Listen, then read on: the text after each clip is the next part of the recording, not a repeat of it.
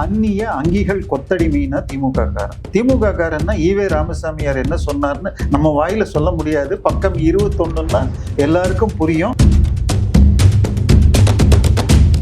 பிள்ளையார உடைக்க எனக்கு தண்டனை கொடுத்தா கொடுங்கன்னு சொல்ற தைரியம் இல்லாத ஒரு பொட்டையாக நான் பிள்ளையார உடைக்கலைங்க. ரோட்ல வாங்க வித்த மண்பொம்மையை தான் உடைச்சேன்னு இவர் சொன்னாரு.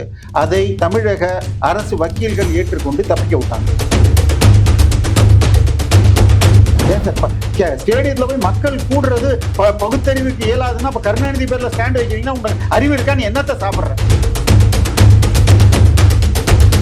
உயர்நீதிமன்றம் என்ன சொல்லிச்சுன்னா, இந்து சமய அறநிலைத்துறை என்பது வசூல் ராஜா வேலையை மட்டுமே செய்கிறது, பக்தர்களுக்கு எதுவும் செய்யவில்லை அப்படின்னு சொல்லிச்சு. போன மாசம் ஞாபகம் இருக்குங்களா, பொன்முடின்னு ஒரு ஆளு, அவர் என்ன பேசினாரு? இப்ப ஸ்டாலினுடைய மனைவி வைணவமா சைவமா நான் கேட்டா எவ்வளவு அசிங்கமா இருக்கும்.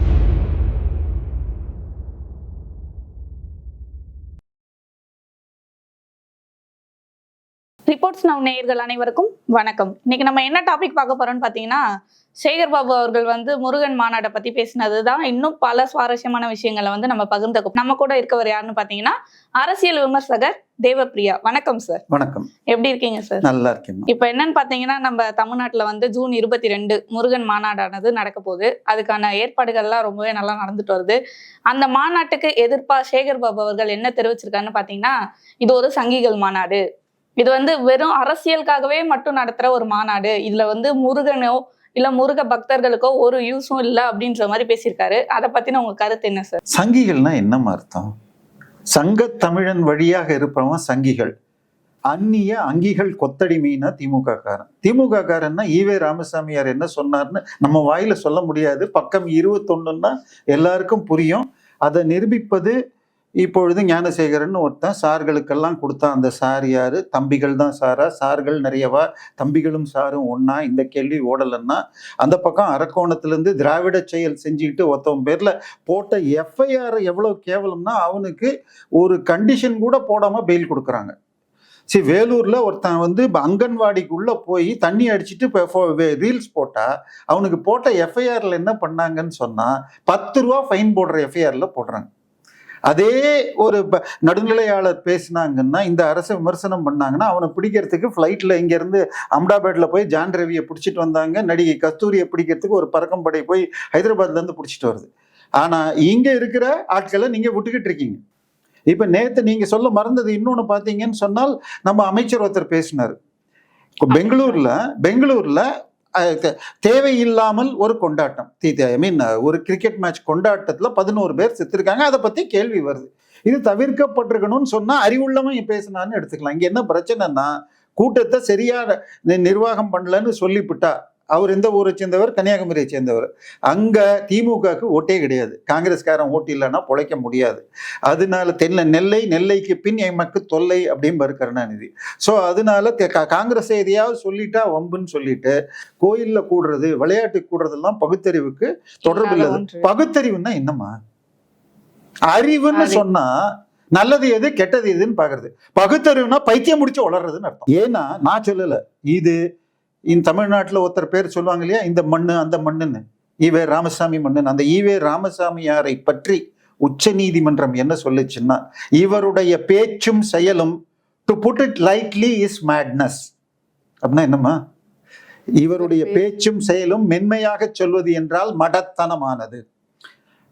இவர் இந்த வழக்கு என்னன்னு சொன்னா, பிள்ளையார் சிலையை உடைக்கிறேன்னு சொல்லி இவர் பெரிய ஒரு தமிழ்நாடு ஃபுல்லா 1 லட்சம் போஸ்டர் ஒட்டிட்டு ஒரு 250 பேரை வச்சுக்கிட்டு திருச்சியில பிள்ளையார் சிலையை உடைக்கிறதுக்கு விழா பண்ணார். இதை எதிர்த்து ஒரு வீரமுள்ள தமிழன் ஒருத்தர் கேஸ் போட்டார். வீரபத்ரன் செட்டியார்னு பேரு. வீரபத்ரன் செட்டியார் வெர்சஸ் ஈவி ராமசாமி நாயக்கர்னு தேடுங்க, கூகுள்ல இது வரும்.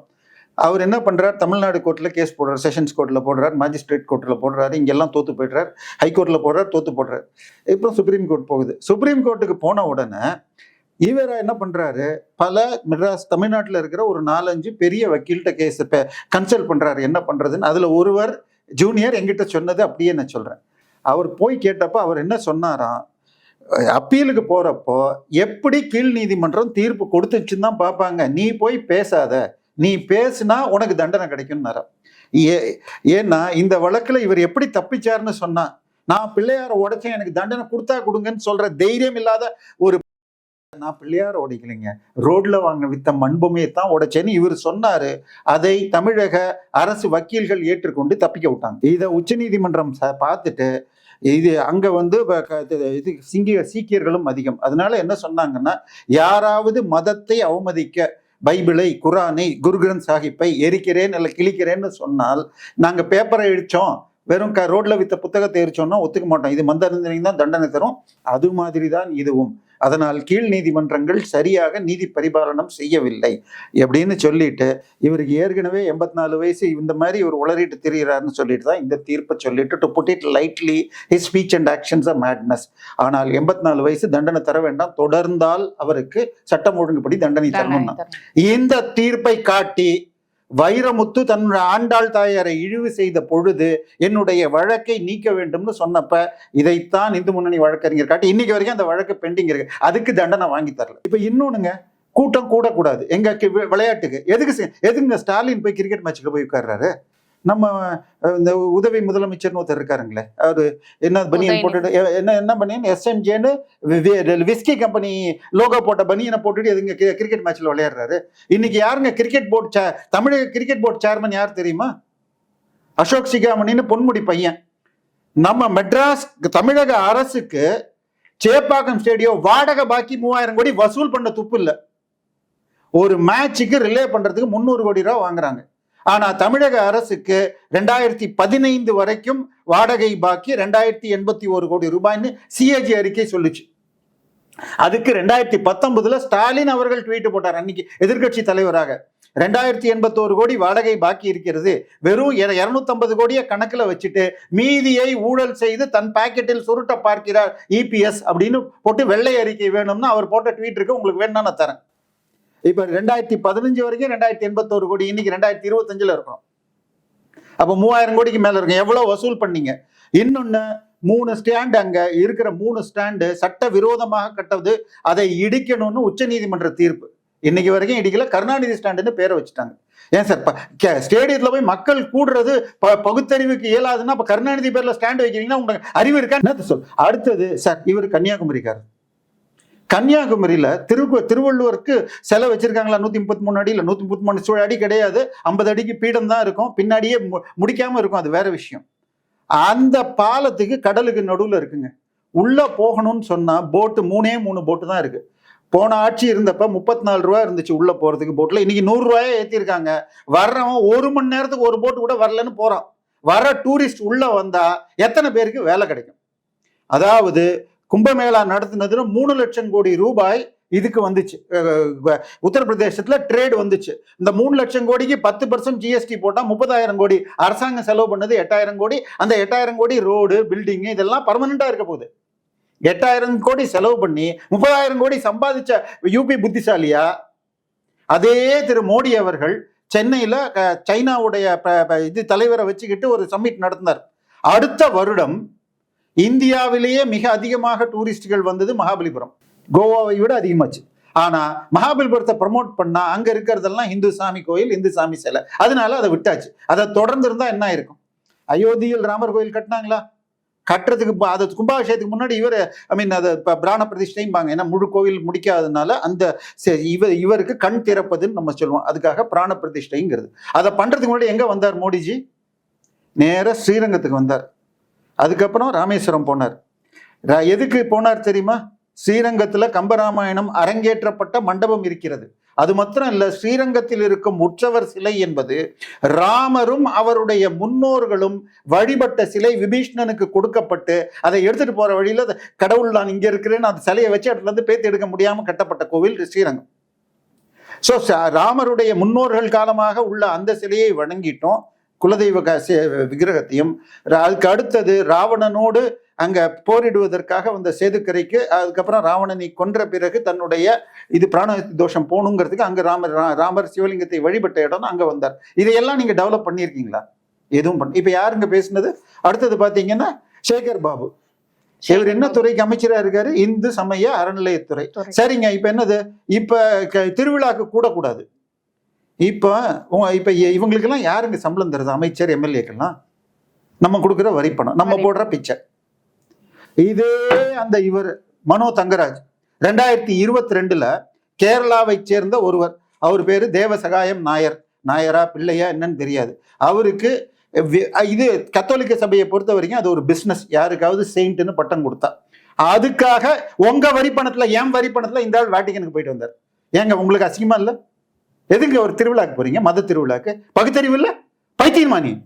அதுக்கு அடுத்தது 2 மாசம் முன்னாடி இதே கன்னியாகுமரியில இணையம்ங்கிற இடத்து பக்கத்துல இருக்கிற புத்தன் இதுங்கிற ஊர்ல சர்ச் தேரை அலங்காரம் செய்யறப்ப 4 பேர் கரண்ட் ஷாக் அடிச்சு செத்து போனோம்.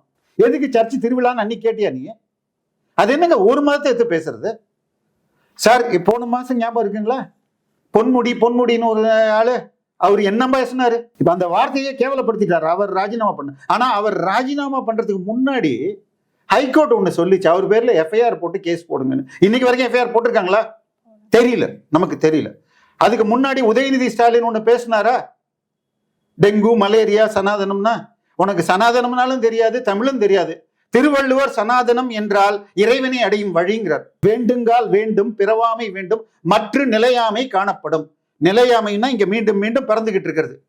நிலையாக இருக்கும் இறைவன் திருவடியை அடைவதற்கு பெயர் சனாதன தர்மம். இதை திருவள்ளுவர் சொல்றார். உனக்கு திருக்குறளும் தெரியாது. ஏன்னா அவர் என்ன சொன்னாரு? நான் கிறிஸ்துவன்னு சொன்னா இங்க இருக்கிற சங்கிகளுக்கு வயிறெறியும்.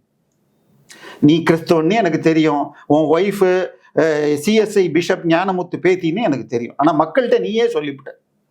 இப்போ நீ கிறிஸ்டியன்னு சொல்லிட்டு திட்டினா நீ இதுக்கு தான் லாய்க்குன்னு தெரியும். ஆனால் ஓகே, இதெல்லாம் தாண்டி மிக தெளிவாக கர்நாடகா உயர்நீதிமன்ற தீர்ப்பு Priscilla D'Souza versus state of கர்நாடகாங்கிற வழக்கில் ஒரு மதத்தை, அந்நிய மதத்தை சார்ந்தவன் இந்து மதத்தையோ பிற மதங்களையோ தாழ்த்தி பேசினால் அவர்கள் தங்களுடைய அடிப்படை உரிமையை மீறுபவர்கள்னு கேஸ் போடலான் இருக்கு. இதையே ஜார்ஜ் பொன்னையா வழக்கிலும் மதுரை உயர்நீதிமன்றம் சொல்லியிருக்கு. இதுவரைக்கும் வைரமுத்துக்கு தண்டனை வாங்கி தரல, ஜார்ஜ் பொன்னையாக்கு தண்டனை வாங்கி தரல, உதயநிதிக்கு தமிழ்நாட்டிலே எஃப்ஐஆர் போடல, பொன்முடிக்கு போடல. அடுத்ததாக இப்ப இவங்க 3 பேர்லயும் எஃப்ஐஆர் போடணும்.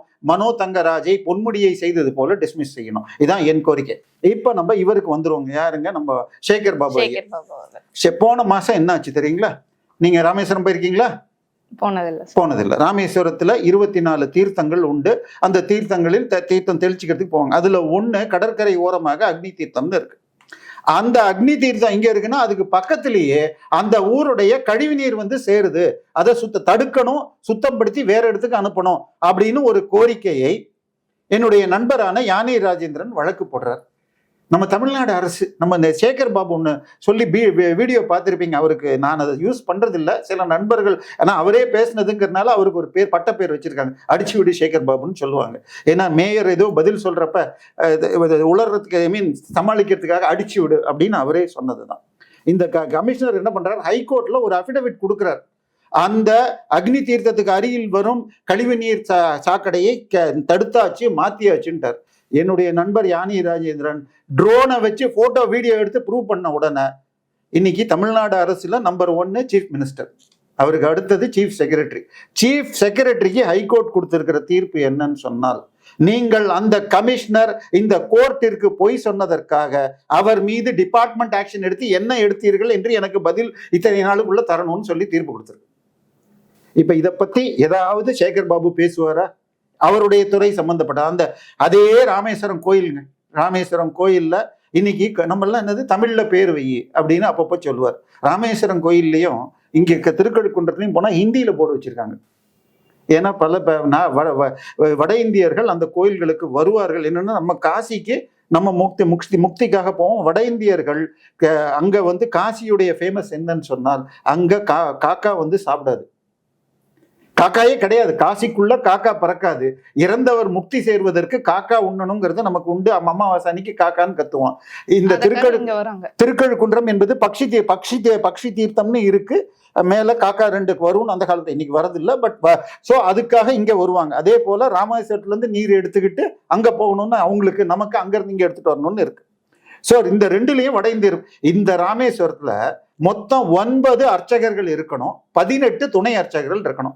இருக்கிறது 2 அர்ச்சகர்களும் 7 துணை அர்ச்சகர்கள் தான் இருக்கு. இதை என்னைக்கு போட போறீங்கன்னு என்னுடைய நண்பர் யானை ராஜேந்திரன் வழக்கு வந்தப்போ உயர்நீதிமன்றம் என்ன சொல்லுச்சுன்னா, இந்து சமய அறநிலைத்துறை என்பது வசூல் ராஜா வேலையை மட்டுமே செய்கிறது, பக்தர்களுக்கு எதுவும் செய்யவில்லை அப்படின்னு சொல்லிச்சு. இது வரைக்கும் என்ன பண்ணியிருக்கீங்க?